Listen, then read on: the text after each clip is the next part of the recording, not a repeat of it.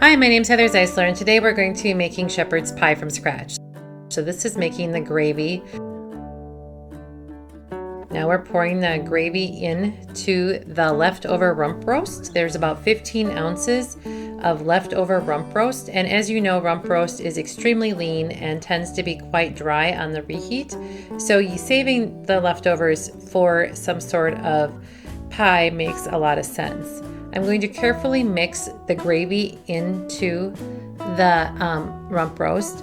The gravy was made with meat drippings from the chuck roast and almond flour, and then just simmer it on the stove until it reduced. But you do have to stir it so it doesn't burn. We're going to carefully scrape the mixture into a pie plate.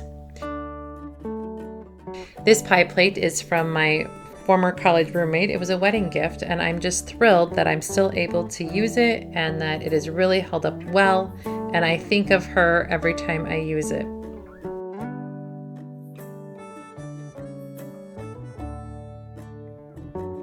Now we're going to add cheese.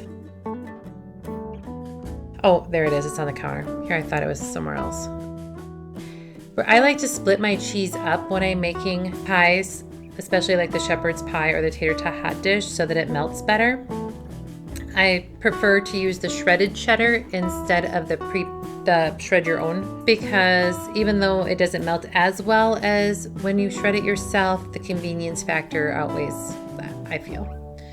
And I found that it does melt better if you split it up. So we put half a cup in on top of the meat and gravy mixture. Next, we're going to open up our green beans, and I need about 15 ounces of green beans.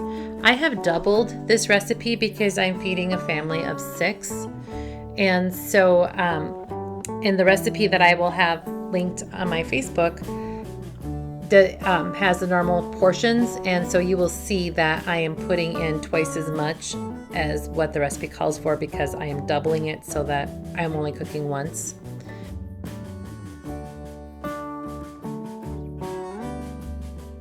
Be sure that you carefully drain the green beans into the sink.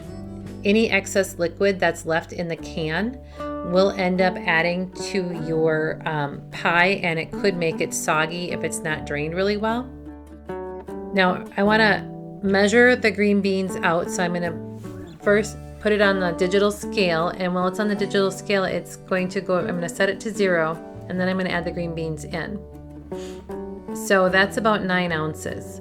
So I'm going to need to add in some more. Oh, I forgot to drain it. Hang on. Getting that last little bit of liquid out. Now we're going to add it, and oops, that is too much.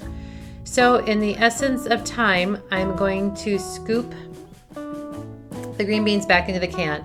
Now obviously you would not store green beans in an open tin can. That's not food safe. You would put them in a appropriate storage unit.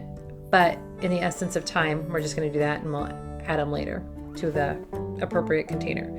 At this point, I'm going to carefully scoop the green beans out onto the shepherd's pie, making sure that it's like an even layer. And I like the blue lake cut style green beans versus the French cut style green bean. I feel like the blue lake cut green bean tastes better, and it's a heartier bean. I just prefer that taste better. Now, once I get the green beans layered out, I'm going to add in the half cup of shredded cheese. So I have my full cup of shredded cheddar cheese over the top of the shepherd's pie. So we want to make sure it's pretty even so that all pieces will have some cheddar cheese. Now, we're going to top it with shredded cauliflower. I do have a video on how to cut and shred cauliflower for future use in recipes, so be sure to check out that video. When you are using a food processor, I like to cut my food to be processed into the sizes that can go through the food chase. But for safety reasons, only use the food pusher that came with your food processor. Don't use your fingers or a spoon. We want to make sure we're being safe while we're doing this.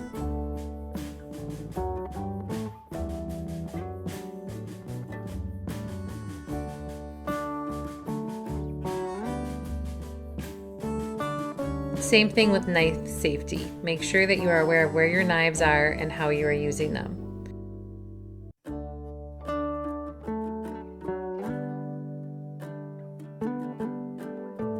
Once it is all shredded, carefully take the lid off and take off the grater. I know I said a few minutes ago that I prefer to weigh my vegetables. I happen to know that a head of cauliflowers is between 4 to 5 cups of shredded cauliflower. So in this instance, I'm just going to measure it out so that I can carefully spread it over the top of the shepherd's pie so that it's not making quite such a mess. But shredded cauliflower goes everywhere, so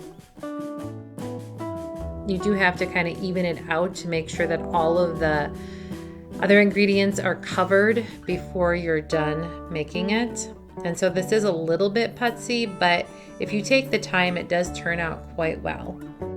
One nice thing about this recipe is it's one that you can make ahead of time and freeze. It freezes very well. You would just have to defrost it before you would go to bake it. And to freeze it, you would put saran wrap over it and then aluminum foil. Label your aluminum foil with the date it was made, what it is, and the baking directions, which is like 350 for 40 minutes. And you can either put it in the oven now or you can put it in the freezer. And there you go.